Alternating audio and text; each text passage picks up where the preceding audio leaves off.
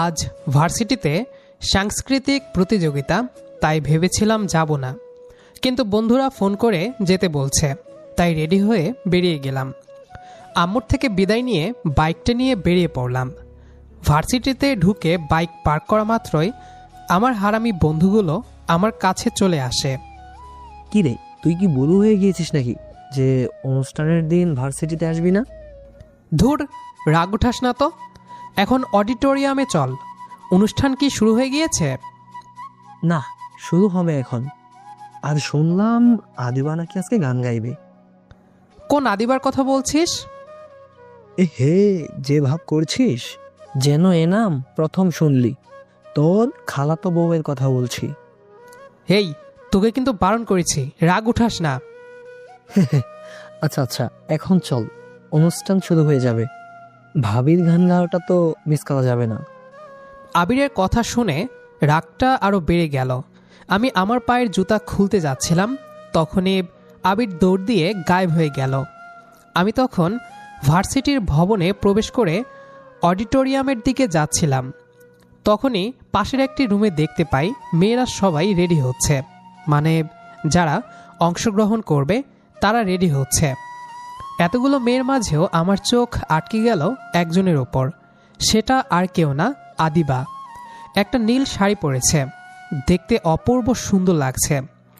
আমি এক জায়গায় দাঁড়িয়ে শুধু ওর দিকেই তাকিয়ে আছি।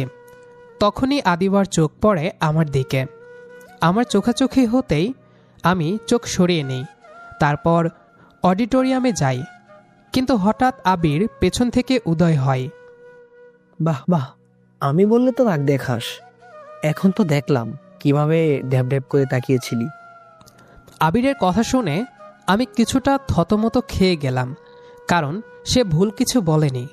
আসলে আদিবাকে সবসময়ই শাড়িতে খুব সুন্দর লাগে, তার উপর আজকে আমার পছন্দের নীল রঙের শাড়ি পরেছে, তাই আর কি চোখটা আটকে গিয়েছিল। কিন্তু আদিবা যদিও আমাকে নিয়ে অনেক কিছু ভেবে রেখেছে, কিন্তু আমি ওকে সবসময় ছোট বোনের মতোই দেখি। আমি এগুলোই ভাবছিলাম, তখনই আবির, কিরে, কি ভাবছিস? কিছু না, আচ্ছা চল গিয়ে বসি। তারপর আমরা গিয়ে বসলাম। তখনই হোস্ট স্টেজে উঠে শুরুতেই আদিবার নাম ঘোষণা দেয়। আদিবা স্টেজে উঠতেই কিছু ছেলে তার দিকে তাকিয়ে আছে, এটা দেখে কেন জানি খুব রাগ হচ্ছে। দোস্ত, ভাবিকে কিন্তু খুব সুন্দর লাগছে। হ্যাঁ, ঠিক বলেছিস। আরে না না, মানে হা হা, এখন কথা ঘুরিয়ে লাভ নেই। প্রথমে সত্য কথাই বের হয়। আবিরের কথার কোনো উত্তর আমার কাছে ছিল না। আমি চুপ করে আছি। তখনই আদিবা গান গাওয়া শুরু করে। আদিবা যখন গাইতে শুরু করলো, পুরো অডিটোরিয়াম নিস্তব্ধ হয়ে গেল। ওর কণ্ঠটা বরাবরই মায়াবী, কিন্তু আজ যেন তাতে বাড়তি এক জাদু মিশে আছে। ও গাইছিল একটা বিরহের গান, অথচ ওর চোখ দুটো বারবার দর্শকের ভিড়ে আমাকেই খুঁজছিল। আমি জানি আদিবা আমাকে ঠিক কতটা পছন্দ করে, কিন্তু আমি বরাবরই ওকে এড়িয়ে চলি। ছোটবেলার সেই চঞ্চল মেয়েটা যে কবে এত বড় হয়ে গেল আর কবে থেকে আমার ওপর অধিকার খাটাতে শুরু করলো, আমি টেরই পাইনি। আবির আমার কুনুয়ে একটা গুঁতো দিয়ে ফিসফিস করে বলল, দেখ দোস্ত, গানটা কিন্তু তোকে উদ্দেশ্য করেই গাচ্ছে। মেয়েটার চোখে পানি দেখছিস? আমি বিরক্তি নিয়ে তাকালাম ওর দিকে। তুই কি থামবি? গান গাওয়ার সময় ইমোশনাল হওয়াটা স্বাভাবিক। কিন্তু মনে মনে আমি জানতাম আবির ভুল বলছে না। গানের লাইনগুলো ছিল, কেন দূরে থাকো, কেন বোঝো না মোর হাহাকার। আদিবা ঠিক আমার চোখের দিকে তাকিয়ে লাইনটা শেষ করলো। আমার বুকের ভেতরটা কেমন যেন খচখচ করে উঠল। অনুষ্ঠান শেষ হতে না হতেই আদিবাকে ঘিরে একদল ছেলে ভিড় জমালো। বিশেষ করে আমাদের ডিপার্টমেন্টের ফাহিমকে দেখলাম খুব বাড়িয়ে বাড়িয়ে আদিবার সাথে কথা বলছে। আদিবা যদিও বিরক্ত হচ্ছে, কিন্তু ভদ্রতার খাতিরে হাসি মুখে কথা বলছে। আমার ভেতরটা হঠাৎ করেই জ্বলে উঠল। এটা কি জেলাসি? না না, ও তো আমার ছোট বোন, কিন্তু ওই ফাহিম ছেলেটা সুবিধের না। আমি আর বসে থাকতে পারলাম না। দ্রুত পায়ে স্টেজের পেছনে গ্রিন রুমের দিকে গেলাম। আমি যখন ওখানে পৌঁছালাম তখন আদিবা কেবল ফাহিমের হাত থেকে একটা চকলেট নিয়েছে। আমি গিয়েই আদিবার হাত থেকে ওটা কেড়ে নিয়ে দূরে ছুঁড়ে মারলাম। এসব কি হচ্ছে আদিবা? এখানে গান গাইতে এসেছো না ঢং করতে? নীল ভাইয়া, আপনি এখানে আর এভাবে কথা বলছেন কেন? ফাহিম ভাইয়া তো শুধু উইশ করতে এসেছিল। ফাহিম ভাইয়া লাগে এখন? চেনে না জানে না, তার হাত থেকে গিফট নেওয়া কেন? এখনই চলো আমার সাথে, বাসায় পৌঁছে দিয়ে আসবো। এক্সকিউজ মি নীল, তুমি এভাবে ওর ওপর অর্ডার দিচ্ছ কেন? ও তো তোমার। আমি ফাহিমের দিকে তেড়ে গিয়ে বলি, ও আমার কি হয় সেটা তোকে বলতে হবে না, আর ওর আশেপাশে যেন তোকে আর না দেখি। আদিবা এতক্ষণ চুপ থাকলেও এবার রেগে আগুন হয়ে গেল। ও আমার হাতটা ঝটকা দিয়ে সরিয়ে দিল। নীল ভাইয়া, সীমা ছাড়াবেন না। আপনি তো সব সময় বলেন আমি আপনার শুধু পিচ্ছি বোন, তাহলে এখন অধিকার দেখাচ্ছেন কেন? আমি কার সাথে কথা বলবো সেটা আমার ব্যাপার। আপনার যদি এতই গায়ে লাগে তবে সেদিন কেন আব্বুর সামনে বলেছিলেন আপনি আমাকে বিয়ে করবেন না? পুরো রুমের মানুষ আমার দিকে তাকিয়ে আছে। আদিবার চোখ দুটো লাল হয়ে গেছে রাগে। ও শাড়ির আঁচলটা ঠিক করে গটগট করে বেরিয়ে গেল। আমি সেখানেই পাথরের মতো দাঁড়িয়ে রইলাম। ওর মুখে এমন সরাসরি প্রতিবাদ আমি আগে কখনো দেখিনি। আমি দ্রুত ওর পিছু নিলাম। ও গেটের কাছে গিয়ে রিক্সা খুঁজতে লাগলো। আমি গিয়ে বাইকটা নিয়ে ওর সামনে দাঁড়ালাম। বাইকে ওঠো, খালামণি চিন্তা করবে। আমি রিকশায় যাব, আপনার মতো পাথর মানুষের সাথে আমি যাব না। আদিবা, একদম জেদ করবি না, ওঠ বলছি। আদিবা আর কথা বাড়ালো না। গুমড়ে গুমড়ে কাঁদতে কাঁদতে বাইকের পেছনের ছিটে বসল। তবে অন্যদিনের মতো আমার কাঁধ ধরল না, অনেকটা দূরত্ব রেখে বসল। আমার কেন জানি এই দূরত্বটা সহ্য হচ্ছিল না। কিছুক্ষণ পর আদিবাদের বাড়ির সামনে এসে বাইক থামালাম। ও নামার সময়ও একবার তাকালো না, সোজা বাসার ভেতর ঢুকে গেল। আমি আদিবাকে বাসায় নামিয়ে দিয়ে নিজের বাসার দিকে রওনা হলাম। পুরো পথ শুধু আদিবার কান্নার শব্দটাই কানে বাজছিল। নিজের বাসায় পৌঁছে আমি রুমে গিয়ে শুয়েছিলাম, কিন্তু ঘুম আসছিল না। রাত 12টা। হঠাৎ আমার ফোনে একটা মেসেজ এলো। আদিবা পাঠিয়েছে, কাল সকাল 10টায় আপনার বাড়ির ছাদে আসবেন। আপনার সাথে আমার শেষ ফয়সালা হবে। না আসলে মনে করবেন আপনার এই পিচ্ছি বোনটা মরে গেছে। আমি চমকে উঠলাম। এই মেয়েটার মাথায় কখন কি ভূত চাপে বলা যায় না। ওর রাগ যে কতটা ভয়ঙ্কর হতে পারে সেটা বোধহয় কাল সকালেই টের পাব। আদিবার মেসেজটা পাওয়ার পর সারা রাত আমি এক ফোঁটা ঘুমাতে পারিনি। মেয়েটা কি পাগল হয়ে গেল নাকি? ছাদ থেকে লাফটাপ দেবে না তো? ও রাগের কথা আমি জানি, একবার রেগে গেলে হিতাহিত জ্ঞান হারিয়ে ফেলে। চিন্তায় চিন্তায় কখন যে ভোর হয়ে গেল টেরই পেলাম না। সকাল 10টা বাজার 15 মিনিট আগেই আমি ছাদে গিয়ে পায়চারি করতে লাগলাম। বুকটা ধকধক করছে। ঠিক 10টায় ছাদের দরজার শব্দ হলো। আদিবা আসছে। আমি তাকিয়ে দেখি আদিবা একটা সাদা কামিজ পরে আছে, চোখের নিচে হালকা কালি। বোঝাই যাচ্ছে ও সারা রাত কান্নাকাটি করেছে। তবে ওর চোখে এখন কান্নার বদলে এক অদ্ভুত জেদ আর রাগ খেলা করছে। ও ধীর পায়ে আমার সামনে এসে দাঁড়ালো। এসেছেন তাহলে? ভেবেছিলাম আমায় গুরুত্ব দেবেন না। কি হয়েছে আদিবা? এভাবে মেসেজ দেওয়ার মানে কি? আর মরে যাব এসব কেন বলিস? তুই কি জানিস না তোকে আমি কতটা ভালোবাসি? থামুন, ওই ভালোবাসি শব্দটা আপনার মুখে মানায় না নীল ভাইয়া। আপনি তো আমাকে ছোট বোনের মতো ভালোবাসেন, তাই না? তাহলে কাল ভার্সিটিতে ওই ছেলেটার উপর কেন চড়াও হয়েছিলেন? কেন আমার অধিকার নিয়ে কথা বলেছিলেন? আমি থতমত খেয়ে গেলাম। ওর প্রশ্নের কোনো উত্তর আমার কাছে নেই। আমি আমতা আমতা করে বললাম, না মানে তুই আমার ছোট বোন, কেউ তোর সাথে বাজে ব্যবহার করলে আমি তো চুপ থাকবো না। ফাহিম ভাইয়া আমার সাথে কোনো বাজে ব্যবহার করেনি। সে আমাকে প্রপোজ করার জন্য গিফট এনেছিল, আর আপনি সেটা ভেঙে দিয়েছেন। আপনি কি জানেন আমি তাকে প্রায় হ্যাঁ বলে দিচ্ছিলাম? আমি প্রচণ্ড রাগে আদিবার হাত শক্ত করে চেপে ধরে, কি বললি? তোর এত সাহস তোর? আমার চোখের সামনে অন্য কারো হাত ধরবি তুই? কেন নয়? আপনিই তো খালামণিকে বলেছিলেন যে আপনি আমায় বিয়ে করবেন না, বলেছিলেন আমি পিচ্ছি, আমি আপনার যোগ্য নই। তাহলে আমি আমার জীবন সঙ্গী বেছে নিলে আপনার সমস্যা কোথায়? হাত ছাড়ুন, আমার লাগছে। আমি ওর হাত ছেড়ে দিলাম, কিন্তু রাগটা কমছে না। আমার ভেতরটা দুমড়ে মুচড়ে যাচ্ছে। আমি ভাবতেও পারছি না আদিবা অন্য কারো হবে। আদিবা ওর ওড়নাটা ঠিক করে নিয়ে আমার একদম কাছে এগিয়ে এলো। ওর নিঃশ্বাসের শব্দ আমি শুনতে পাচ্ছি। নীল ভাইয়া, আজ শেষবারের মতো জিজ্ঞেস করছি, ওই দিন আম্মু আর খালামণির সামনে কেন বলেছিলেন আপনি আমাকে বিয়ে করবেন না? সত্যিটা বলবেন, কোনো লুকোছাপা ছাড়া? আমি দীর্ঘ শ্বাস ফেললাম, আকাশটার দিকে তাকিয়ে বললাম, কারণ আমি তখন বেকার ছিলাম আদিবা। মাত্র ভার্সিটি শেষ করেছি, হাতে কোনো কাজ নেই। তোকে সারা জীবন সুখে রাখার মতো সামর্থ্য আমার তখন ছিল না। আমি চাইনি আমার জন্য তোর জীবনটা নষ্ট হোক, তাই রাগের মাথায় বলেছিলাম তোকে পছন্দ না। আর আজ আজ তো আপনার চাকরি হয়েছে, নামকরা মাল্টিন্যাশনাল কোম্পানিতে জয়েন করেছেন। এখন আপনার সমস্যা কি? নাকি নতুন কোনো মেয়ে ছুটেছে আপনার জীবনে? একদম বাজে কথা বলবি না। তুই জানিস আমার জীবনে তুই ছাড়া আর কেউ নেই। আমি তোকে ভালোবাসি, কিন্তু সেটা বলতে কেন জানি বারবার আটকে যাই। আপনি একটা আস্ত গাধা নীল ভাইয়া। আপনার ওই জেদের কারণে আমি কতটা কেঁদেছি জানেন? কিন্তু এখন আর কান্নাকাটি নয়, আমি সিদ্ধান্ত নিয়ে নিয়েছি। কি সিদ্ধান্ত?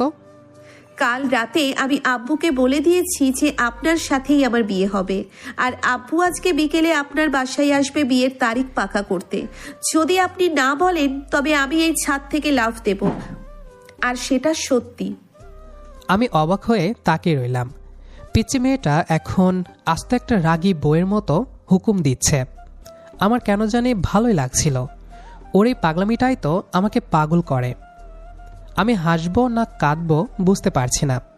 কাছে গিয়ে ওর কপালে একটা চুমু খেলাম। আদিবা থতমত খেয়ে গেল। ওর গাল দুটো টমেটোর মতো লাল হয়ে গেল। আচ্ছা বাবা, বিয়ে করব তোকে, কিন্তু বিয়ের পর যদি এমন রাগী বউ হয়ে থাকিস তবে তো আমার কপালে শনির দশা আছে। সেটা বিয়ের পরেই বুঝবেন। এখন চলুন নিচে, খালামণি বোধহয় নাস্তা রেডি করেছেন। আর শুনুন, ফাহিমের চকলেটের বদলে আমাকে এখন বড় একটা আইসক্রিম খাইয়ে দেবেন, না দিলে কিন্তু আবার রাগ করব। আমি আদিবার হাত ধরলাম। ওর ছোট হাতটা আমার বড় হাতের মুঠোয় বেশ মানিয়েছে। আমরা সিঁড়ি দিয়ে নিচে নামতে নামতে ভাবছিলাম, এই পিচ্চি খালাতো বোনটা কখন যে আমার সারা দুনিয়া হয়ে উঠল। আদিবার আলটিমেটাম কাজ করেছে। ও ছাদ থেকে নামার সময় যে হাসিটা দিল, তাতে আমি নিশ্চিত হলাম যে এই মেয়ে আমাকে সারা জীবন নাকে খত দিয়ে রাখবে। নিচে আসতে দেখি আম্মু ড্রয়িং রুমে বসে আছে। আমাকে আর আদিবাকে একসাথে নিচে নামতে দেখে আম্মু মুচকি হাসলেন। তিনি হয়তো আগে থেকেই সব জানতেন। বিকেলে আদিবার আব্বু মানে আমার মেজো খালু আমাদের বাসায় এলেন। খালু মানুষটা বেশ গম্ভীর, কিন্তু আমার সাথে ওনার সম্পর্ক বন্ধুর মতো। আমি ভয়ে ভয়ে রুমে বসেছিলাম। ড্রয়িং রুম থেকে খালু আর আব্বুর হাসাহাসির শব্দ আসছিল। কিছুক্ষণ পর আব্বু আমাকে ডেকে পাঠালেন। আমি ড্রয়িং রুমে গিয়ে সোফায় মাথা নিচু করে বসলাম। খালু আমার কাঁধে হাত রেখে বললেন, কিরে নীল, আদিবা তো বলল তুই নাকি ওকে বিয়ে করার জন্য পাগল হয়ে আছিস, অথচ আমি তো জানতাম তুই ওকে পছন্দ করিস না। আমি লজ্জায় লাল হয়ে বললাম, না খালু, আসলে ব্যাপারটা তেমন না। আমি আসলে... আদিবা ঠিক ওই মুহূর্তে দরজার আড়াল থেকে উকি দিয়ে বলে, আব্বু, ও যা বলছে সব মিথ্যে। ও নিজেই আমাকে আজকে ছাদে ডেকে নিয়ে প্রপোজ করেছে। আমি হা হয়ে আদিবার দিকে তাকিয়ে রইলাম। এই মেয়েটা এত বড় মিথ্যা কথা সবার সামনে এত সহজে বলে দিল। আমি তো ওকে ছাদে ডাকিনি, ওই তো আমাকে মরার ভয় দেখিয়ে ডেকেছিল। আমি কিছু বলতে যাচ্ছিলাম, কিন্তু আদিবা চোখ পাকিয়ে আমার দিকে তাকালো। সেই একই রাগী বউ লোক। আমি চুপসে গেলাম। খালু হেসে দিয়ে বলে, আচ্ছা ঠিক আছে, তোরা যখন দুজন রাজি তখন আর দেরি করে লাভ কি? আগামী মাসের 10 তারিখেই বিয়ের দিন ঠিক করা যাক, কি বলিস নীল? আমি মাথা নেড়ে সায় দিলাম। সত্যি বলতে ভেতর ভেতর আমি খুব খুশি ছিলাম। কিন্তু আদিবার দুষ্টুমি তখনও শেষ হয়নি। ও ভেতরে গিয়ে খালামণিকে নিয়ে এলো। সবাই যখন মিষ্টিমুখ করছে, আদিবা আমার কানের কাছে এসে ফিসফিস করে বলল, কেমন দিলাম, এখন থেকে সব আমার কথা মতো চলবে, মনে থাকবে তো? আমি বিড়বিড় করে বললাম, বিয়েটা তো হতে দে, তারপর দেখাচ্ছি মজা। আদিবার সাথে সাথে আমার পায়ে একটা পাড়া দিল। আমি ব্যথায় কুঁকড়ে উঠলাম, কিন্তু সবার সামনে হাসি মুখে বসে থাকতে হলো। পরের কয়েকটা দিন যেন স্বপ্নের মতো কাটল। শপিং, দাওয়াত আর ফোনে আদিবার হুকুমদারি। নীল রঙের লেহেঙ্গা ছাড়া ও বিয়ে করবে না, এটা ওর সাফ কথা। আমার অফিস সামলে ওকে নিয়ে মার্কেটে মার্কেটে ঘুরতে ঘুরতে আমি ক্লান্ত। একদিন মার্কেটে দাঁড়িয়ে ও আমাকে বলল, নীল ভাইয়া, বিয়ের পর কিন্তু আমি রান্নাঘর সামলাবো না, আপনাকে রান্না শিখতে হবে। কেন? তুই তো ভালোই রান্না পারিস, সেদিন তো বিরিয়ানি খাওয়ালি। ওটা তো বিয়ের আগে পটাতে খাইয়েছি, বিয়ের পর আমি শুধু হুকুম দেব আর আপনি পালন করবেন, বুঝলেন? আমি হাসলাম। ওর এই ছোট ছোট পাগলামিগুলোই আমার জীবনটাকে রাঙিয়ে দিয়েছে। আমি ভাবছিলাম, যে মেয়েটাকে আমি পিচ্চি বোন বলে এড়িয়ে চলতাম, সেই মেয়েটাই আজ আমার জীবনের কেন্দ্রবিন্দু হয়ে গেছে। বিয়ের দিন ঘনিয়ে এলো। আমাদের দুই পরিবারই এখন এক বাড়ির মতো হয়ে গেছে। কাল গায়ে হলুদ। আমি রাতে বারান্দায় বসে চাঁদের দিকে তাকিয়েছিলাম। তখনই আদিবার ফোন এলো। নীল ভাইয়া, ঘুমাননি? না রে, তোর কথা ভাবছিলাম। আচ্ছা, বিয়ের পর যদি আমি খুব বেশি রাগ করি, আপনি আমাকে ছেড়ে চলে যাবেন না তো? আমি হাসলাম, বললাম, তোর ওই রাগী মুখটা দেখার জন্যই তো আমি তোকে বিয়ে করছি, পাগলি একটা। ওপাশে আদিবা বোধ হয় লজ্জা পেল, কারণ ও কোনো কথা না বলে ফোনটা কেটে দিল।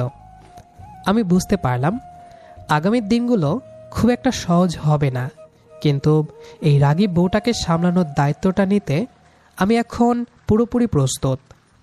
আজ আমাদের বিয়ের দিন। ইসলামিক শরিয়া মোতাবেক আমাদের বিয়ে সম্পূর্ণ হলো। 3 বার কবুল বলার সময় মনে হচ্ছিল আমার জীবনের সব চঞ্চলতা আজ এক জায়গায় এসে থিতু হয়েছে। আত্মীয় স্বজনদের শোরগোল আর খাওয়া দাওয়ার পর্ব শেষ করে আমি যখন বাসর ঘরে ঢুকলাম, তখন ঘড়িতে রাত 1:30। দরজাটা লক করে দিয়ে পেছন ফিরতে দেখলাম খাটের মাঝখানে লাল টুকটুকে বেনারসি পরে আদিবা বসে আছে। ওর মাথায় আমার পছন্দের নীল রঙের একটা মসলিন ওড়না।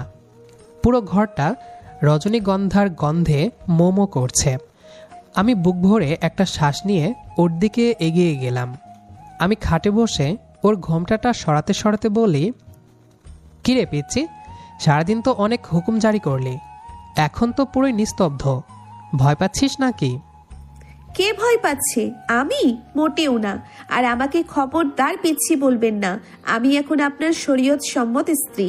আমাকে সম্মান দিয়ে কথা বলবেন, বুঝেছেন মিস্টার নীল? আমি একটু হেসে ওর কাছে ঘেঁষে বসি। ওরে বাবা, বিয়ের 1 ঘন্টাও হয়নি, এর মধ্যেই মিস্টার নীল আর সম্মান? আচ্ছা ঠিক আছে, তোকে কি বলে ডাকবো শুনি? হে রাগী বউ, নাকি ও হে খালাতো বেগম?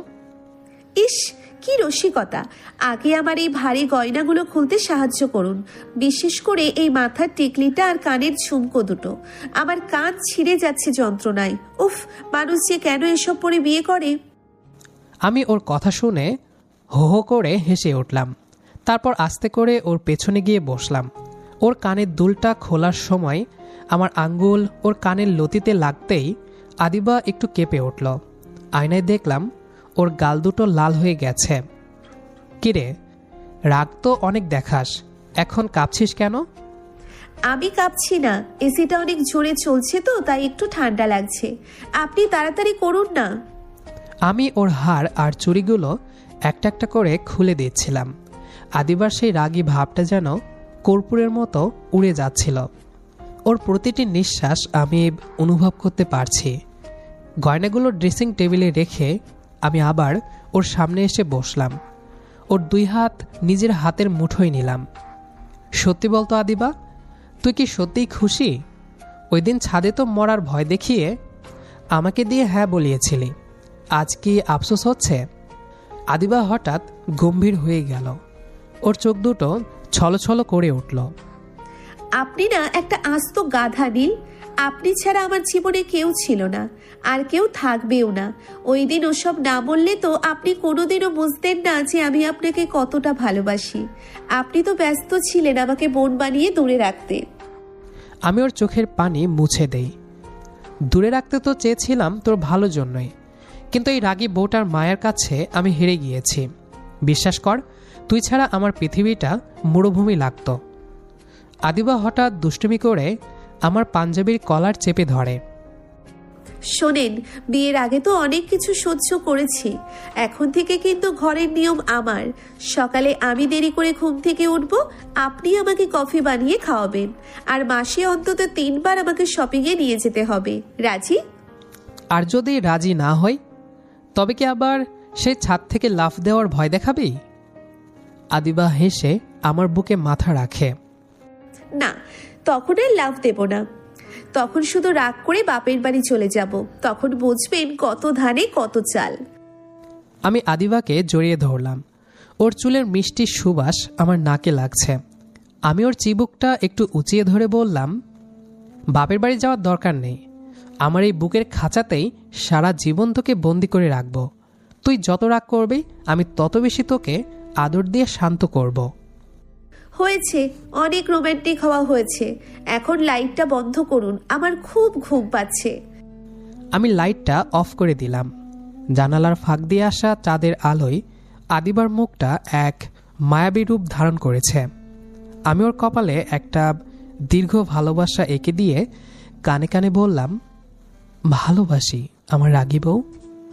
আমিও ভালোবাসি আমার পাথর ভাইয়া, থুরি আমার নীল। আদিবার সেই দুষ্টুমি মাখা হাসির মাধ্যমেই শুরু হলো আমাদের এক নতুন জীবনের গল্প, যেখানে রাগ আছে, অভিমান আছে, কিন্তু সবকিছুর ওপরে আছে একাকার সমান ভালোবাসা। তো দর্শক, আমাদের আজকের গল্পটি এখানে শেষ করছি। গল্পটি আপনাদের কাছে কেমন লেগেছে সেটি অবশ্যই কমেন্ট করে জানাবেন। দেখা হবে আবারও নতুন কোনো গল্প নিয়ে। সেই পর্যন্ত আমাদের সাথেই থাকবেন। আর আমাদের আজকের গল্পটি যারা শেষ পর্যন্ত শুনেছেন তাদেরকে অসংখ্য ধন্যবাদ। আর নতুনরা যারা আমাদের আজকের ভিডিওটি দেখলেন তারা অবশ্যই আমাদের চ্যানেলটি সাবস্ক্রাইব করতে ভুলবেন না।